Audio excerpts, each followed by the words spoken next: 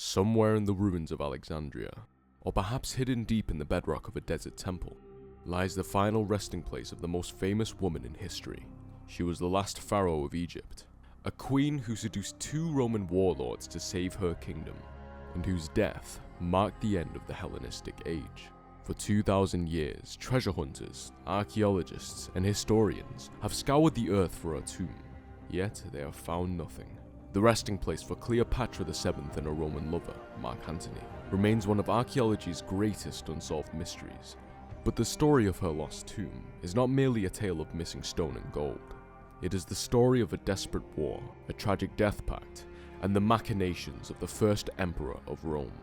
To find her, one must first understand the world she fought to preserve, and the cataclysmic events that forced her into the silence of the earth. The year was 41 BC. The Roman Republic was in the middle of a brutal power struggle following the death of Julius Caesar. The second triumvirate had carved up the world. Octavian controlled the west, Lepidus the African provinces, and Mark Antony the rich and chaotic east. Antony needed money to fund a campaign against the Parthian Empire, so he summoned the Queen of Egypt, Tarsus, to answer for her lack of support during the civil wars. Cleopatra arrived as a goddess. She sailed up the Cydnus River on a barge with a gilded stern, purple sails, and silver oars that beat time to the music of flutes and harps. She reclined under a canopy of gold cloth, dressed as Aphrodite, while boys dressed as Cupids fanned her. It was a piece of political theatre so overwhelming that Antony, a man of simple appetites and grand ambitions, was instantly captivated. This meeting initiated a decade-long partnership that would see Egypt restored to its former glory.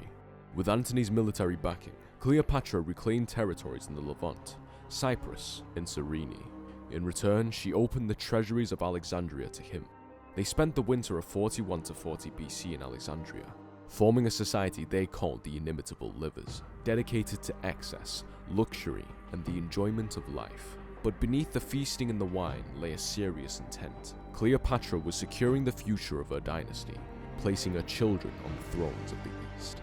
The climax of this ambition came in 34 BC, with the donations of Alexandria. In a spectacular ceremony in the gymnasium of Alexandria, Antony and Cleopatra sat on golden thrones.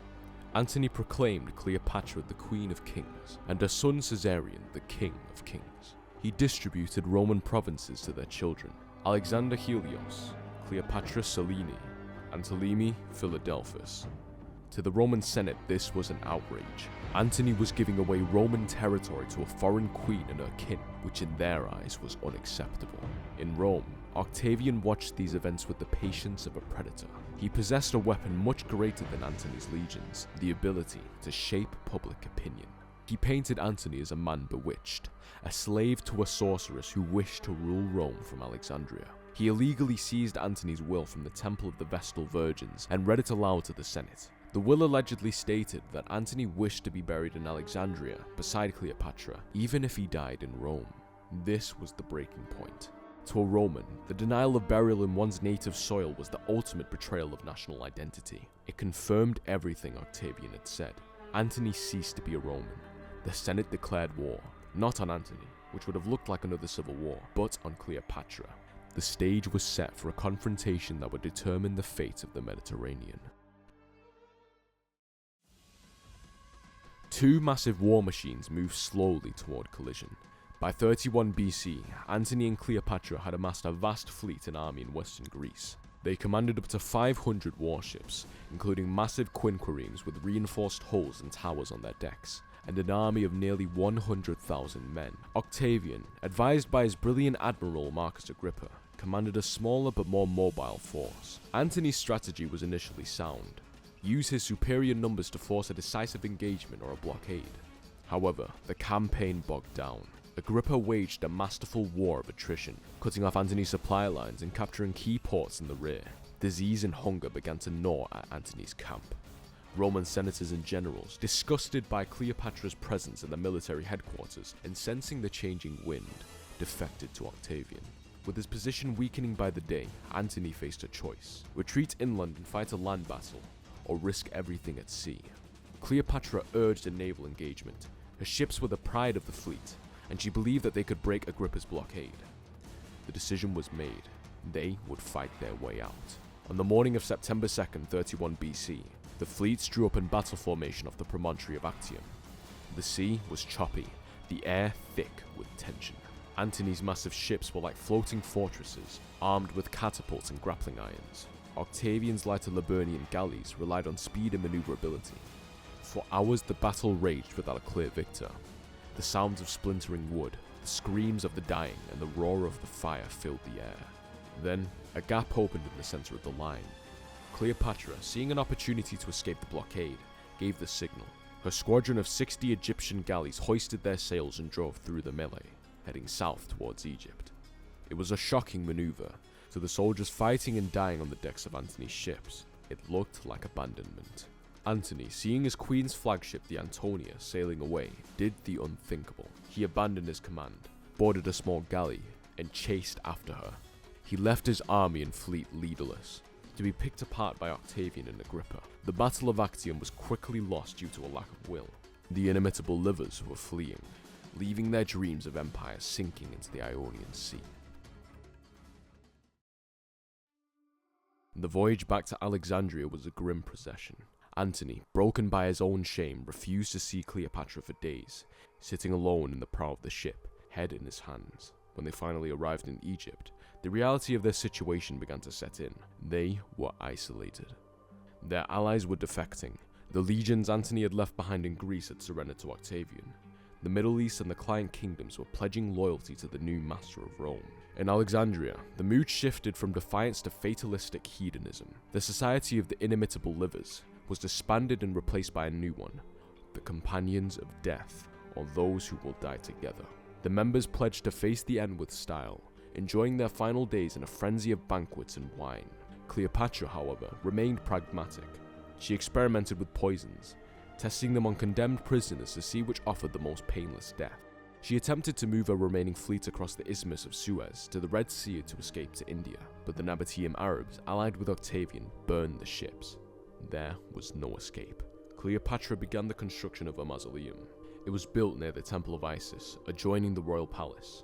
Into this fortress tomb she moved her vast treasury: gold, silver, emeralds, pearls, ebony, and ivory.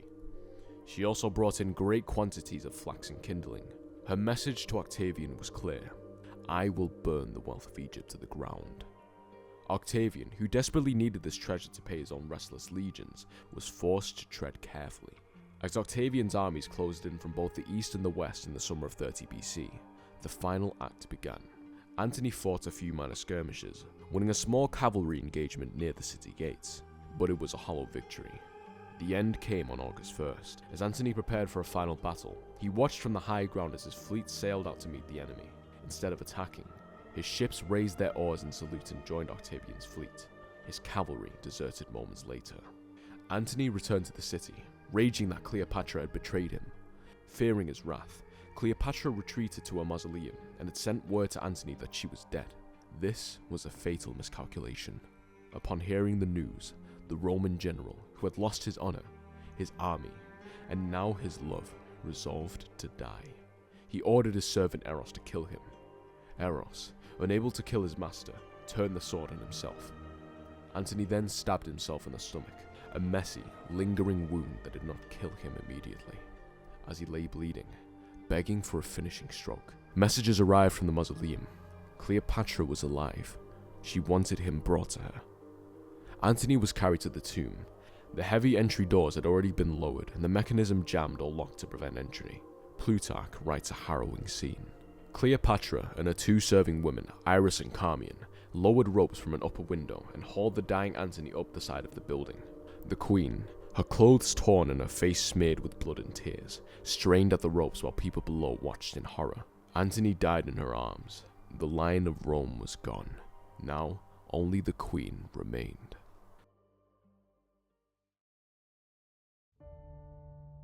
Octavian entered Alexandria on August 1st, 30 BC. He was anxious to take Cleopatra alive. He sent his officer Proculaeus to the mausoleum. While engaging Cleopatra in conversation through the barred door, Proculaeus and two servants used a ladder to scale the side of the tomb and entered through the same window used to haul Antony up. They seized the queen before she could set fire to her treasure or harm herself with a dagger. Cleopatra was now a prisoner in her own palace. Octavian allowed her to bury Antony. The funeral was magnificent, a final display of Ptolemaic grandeur, presided over by a grieving queen. But Cleopatra's spirit was breaking. She fell ill, perhaps intentionally starving herself, until Octavian threatened the safety of her children. A few days later, Octavian visited her. He found her helpless, lying on a pallet. She tried to justify her actions, blaming Antony, fearful and proud by turns. Octavian treated her with a chilly courtesy, promising her a fair trial. But Cleopatra, intelligent to the end, saw through him. She knew his plan. She was to be the centerpiece of his triumph of Rome. She would be paraded in chains through the forum, a spectacle for the mob, before likely being strangled in the Tullianum dungeon. She would not allow it. On August 10th or 12th, 30 BC, after enjoying a fine meal and sending a sealed letter to Octavian, she ended it herself. The method of her death remains the subject of intense debate. The popular theory is the asp, an Egyptian cobra smuggled in a basket of figs. The bite of the cobra was associated with the sun god Ra and granted immortality to the pharaoh. Others suggest she used a poison harpin or a toxic ointment. When Octavian's guards broke into the room, they found her dead on her golden couch, dressed in her royal regalia. In his letter, Octavian found Cleopatra's final request, to be buried alongside Antony. In a rare moment of grace, or perhaps simply wishing to close the chapter on this era, Octavian granted her wish. The Roman historian Cassius Dio records that they were both embalmed in the same manner and buried in the same tomb. The children were treated with varying degrees of mercy. Caesarion, the son of Caesar, was executed. Too many Caesars are not good, Octavian is reported to have said. The three children of Antony and Cleopatra were taken to Rome and raised by Octavian's sister Octavia, Antony's abandoned wife. The Ptolemaic dynasty was extinguished. Egypt became the personal property of the Roman emperor, and somewhere in Alexandria, a tomb was sealed, containing the bodies of the two most famous lovers in history. For centuries, the tomb of Antony and Cleopatra stood as a landmark in Alexandria, with many historians noting its existence. But in the 4th century AD, a series of cataclysmic earthquakes struck the eastern Mediterranean. The most devastating was the Cretan earthquake of 365 AD, which triggered a massive tsunami. The giant waves smashed into the coast of Alexandria, sending the royal quarter, palaces, temples, and perhaps even the mausoleum itself sliding into the sea. After that, the city changed permanently. The great harbour altered shape. The island of Antiridos, where Cleopatra had a palace, sank beneath the waves. The lighthouse was eventually toppled. Over the ruins, new cities were built. Islamic Alexandria stood over Byzantine Alexandria, which sat atop Roman Alexandria, which in turn was built upon Ptolemaic Alexandria. The tomb was lost to the water and the silt. The silence of the centuries descended. The story of the tomb became legend, then myth.